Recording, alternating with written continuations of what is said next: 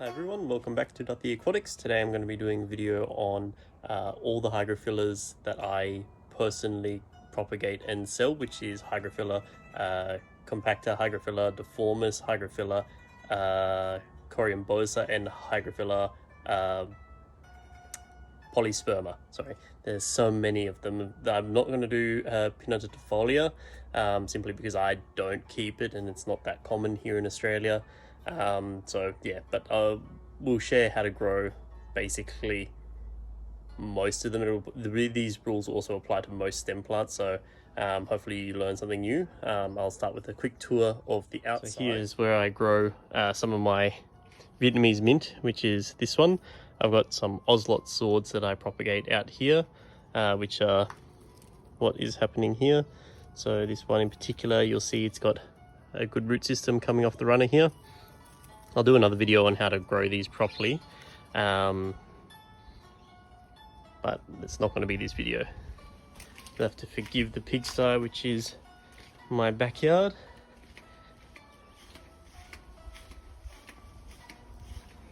So if you have any questions, lotus, water lilies, floating plants, just put a message down in the comments and I'll make a video on it when I get enough time. Actually, this is one right here. So this is Hygrophila polysperma. This is just stuff that I've had growing in the pond, so it'll get some immersed leaves on there, but that's not what I wanted to show you first.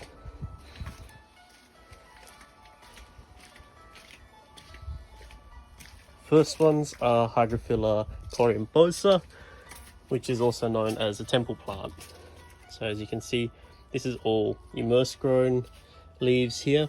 Thankfully no caterpillars have gotten in here yet, but you can see there's quite a bit of growth happening on the underneath side there. So these plants are probably one of the best beginner plants if you've just got like a standard full spectrum LED light, because they will do really well. They'll get quite tall and bushy, so if you've got a taller tank they will do quite well there, but they are a little bit of a light hog, so you do need to have about 6 to 8 hours of good light. Sometimes you'll find they will become quite stringy, so like when this is growing a big canopy at the top here, you'll find all the leaves at the bottom here may die back because it's only going to put its effort into growing leaves at the top here. On this side over here, this is Hygrophila deformis, also known as water wisteria. This is what the immersed grown leaves look like, and if you look carefully you can see all their hair fibers on the immersed grown leaves that the submerged grown stems and leaves won't have. So they're all smooth, and you can see completely different growth nature for water wisteria. So this is in a high light position underwater, this is in a higher light position out of water, so you can see how the leaves completely change their shape, which is why it gets the name Hygrophila deformis, because the leaves will deform depending on what type of conditions it's grown under.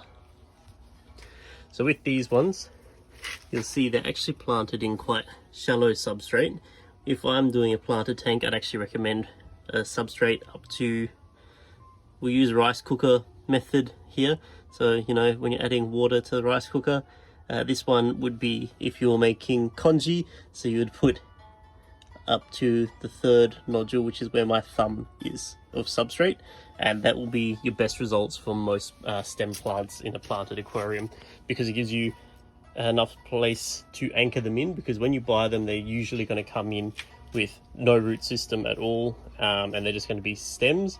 You'll have to clean up the bottom of the stems. When I go inside I'll show you all that, but I just want to show you the immersed, well, not immersed, it's a semi-immersed setup that I use to propagate them. So when they grow out of water, what I'll do, you can see this one's getting the aerial roots here. Each one of these white little bumps here where a root system will come out of. If that wasn't there, I would cut just where my index finger is under the node. So this is a node, it's got a plantlet growing out here as well as a leaf, and that's where I would cut to clean up the ones that will come in from, you know, the pet store or immersed or whatever. So that's the temple plant, that's the water wisteria. I'll show you the Hygrophila compacta. So I've only got one of these plants because it was a little bit of a pain to actually find. So that's this one. It's growing immersed leaves at the moment, but this is all submerged growth at the back here. Pretty much Wisteria, temple plant, and the polysperma will all have nearly identical growing conditions. So that's why I'm just doing all of them in the same video.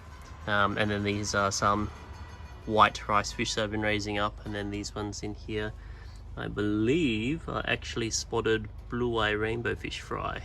Otherwise they may be rice fish, but I'm not sure. I have moved plants from ponds that had different fish in there, so I don't know what I'm spawning in these tubs at the moment. This pond obviously has really nice water lily. It's got some swamp cypress and then some more water wisteria, which is all growing out of the top here.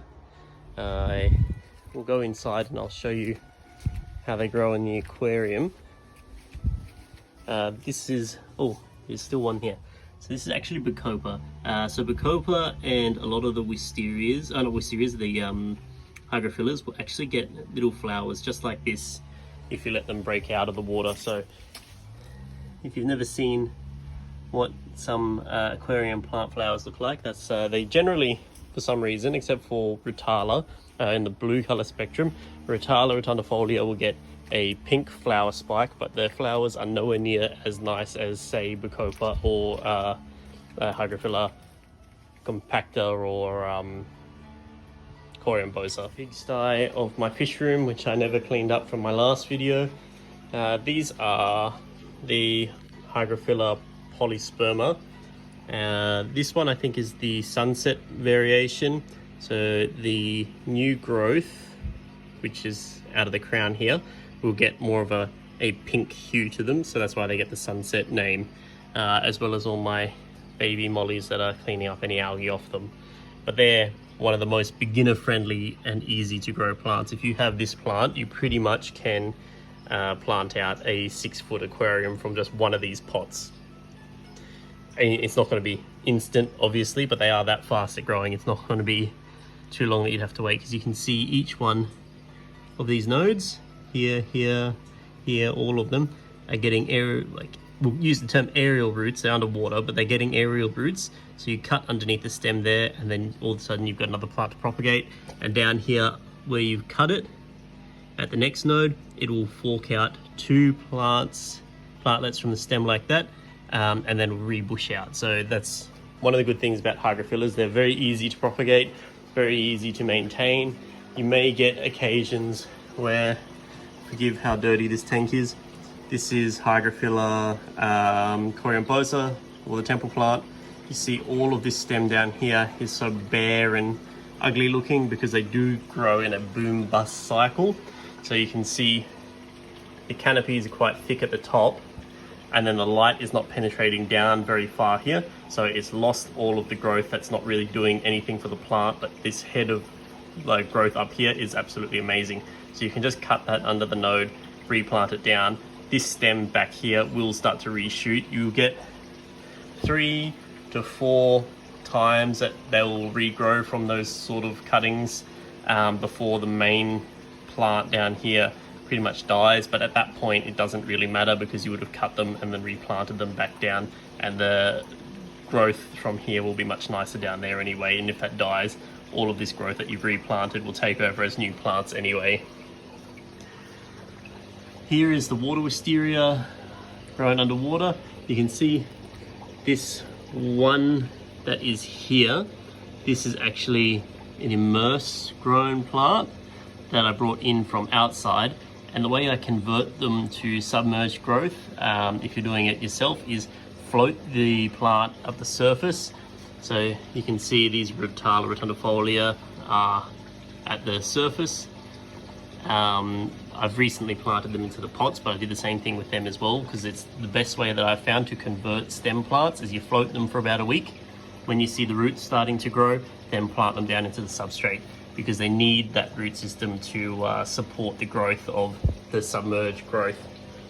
Otherwise you can get them just melt back and die, and that's more often than not what's going to happen to a lot of people, simply because a lot of aquariums, chain stores don't know anything about plants really, and they operate on the buy and die system. So you buy it in the plants, you have them for a few weeks, they rot and die because I didn't tell you how to look after them, and that's it. So this is more Hygrophilla polysperma. This is the sunset again. You can see with the CO2 there's a stronger coloration, especially in the back there for the red color. But the trick for getting that nice red coloration is not so much CO2 as it is having a really good light. More the temple plant here, and you can see just how thick they will grow if you keep the top trim. So this one would have broken the surface, cut it, replanted it. I've got it in a pot for sale, but you can see how extensive just from here, camera will focus, how extensive the root systems have already started growing, and that's only within about a week and a half. And you can see, again, if the camera will focus, those white dots just on the stem there, they will all turn into roots. So this plant I find roots out the best, and you'll get like a stronger plant compared to the polysperma, which I find seems to be a very brittle plant. So if I'm bagging it up or moving it, it's not uncommon for it to actually just snap the stem, and then I've got to replant the plant in the pot and just give the people some heads up on what's going to happen with that plant. But you can see they all have the same growth cycle. Just grow, split, too tall, cut, let the new growth come out again. And there's no such thing as a no maintenance aquarium plant, really. I mean, this is basic maintenance. There's no aqua soil or anything special about this tank. All it is a LED light on there that's on for quite a few hours a day, which is still penetrating through the duckweed, because you will find if you've got floating plants like duckweed, it is going to cut out a lot of your light reaching the growth, like especially the undergrowth for these sorts of plants, and you will find that they end up usually looking quite leggy and dying back. But with Hygro's LED light that's on for over 12 hours a day, that hasn't really been an issue for this tank. It has been a little bit for this tank, but that's also because there's a little bit of a scum layer on the top there, because these neon blue acaras have been quite messy. They haven't destroyed the tank, but they are quite messy. I'll show you how to take care of the plants when you buy them from the aquarium. These ones are actually the Telenantheria or the Scarlet Temple plant, even though they're not very scarlet at the moment. You can also see on here, these are the flower buds. So obviously the farm's been growing these ones immersed. That's why they've got very green leaves as well, and like only a light pink stem. But they'll come in with a rubber band around the roots, like, there are no roots, they're around the stem like this, which I'll quickly just cut away. Hopefully this is not going to be too shaky cam, doing it one-handed.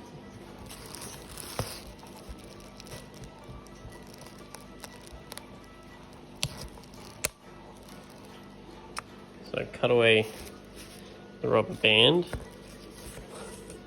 and you can see the impression that's left around the stem like this. That's generally what your plants at your local pet store is going to come in like. It hasn't gone all the way around, which is good. This smaller one here is quite bad, but you can see where they've been cut above a node, not below a node. So where all this trauma and the elastic bands dug in, it's similar to if you were going to ring bark a tree with, say, a whippersnipper, and it can cause this entire part of the stem to actually die and rot. So the best thing to do is to find the next node, which is actually here, just underneath the node where my thumb is here, is get the scissors or a really sharp knife and do a clean cut across there, which I'll do now. The camera will focus. So about there, cut.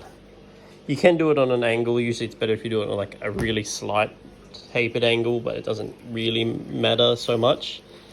And you'll see, again, if the camera will focus on the right spot, that it's a pretty clean cut. It didn't crush the stem. If you've got really blunt scissors that are crushing more than they are cutting, I'd switch to something else.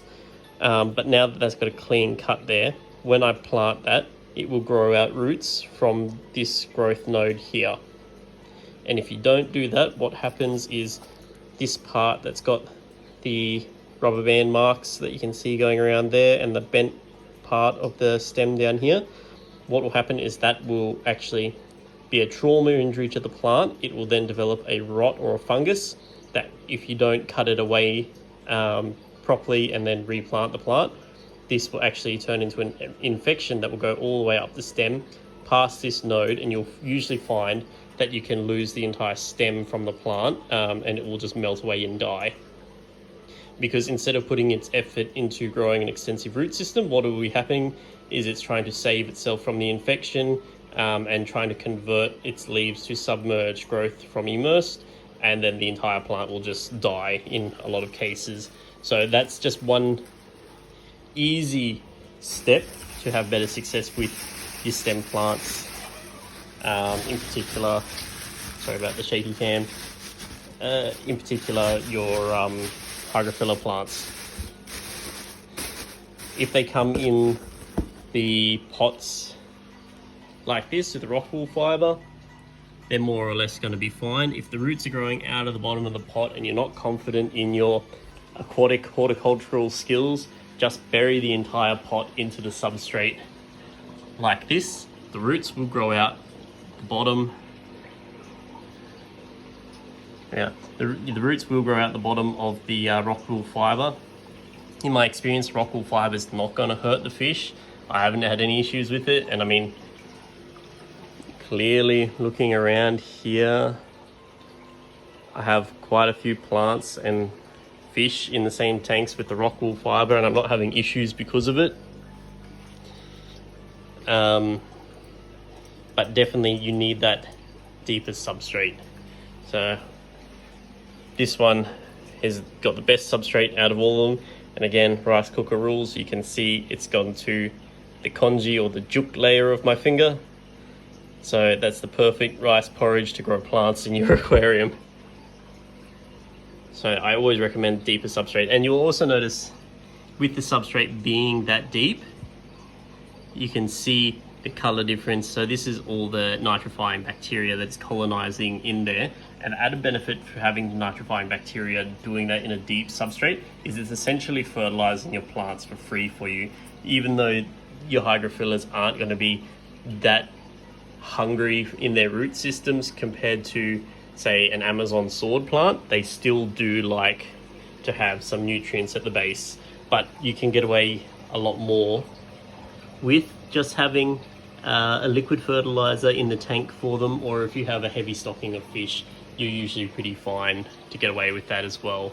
But if you're in Australia and you're after a cheap alternative for fertilizer, the one that I always use, if I've still got the bag to show you, which I very well probably don't now. Well, I don't. I'll put a photo in at the end of the video, but there's a pond fertilizer you can buy from Bunnings. It's essentially just a Osmocote root tab that is designed for water lilies. So you do need to be careful how much you're putting into your tank, because it will cause a little bit of an ammonia spike. But if you've only got one going into, say, a 60-litre aquarium, you'll be fine.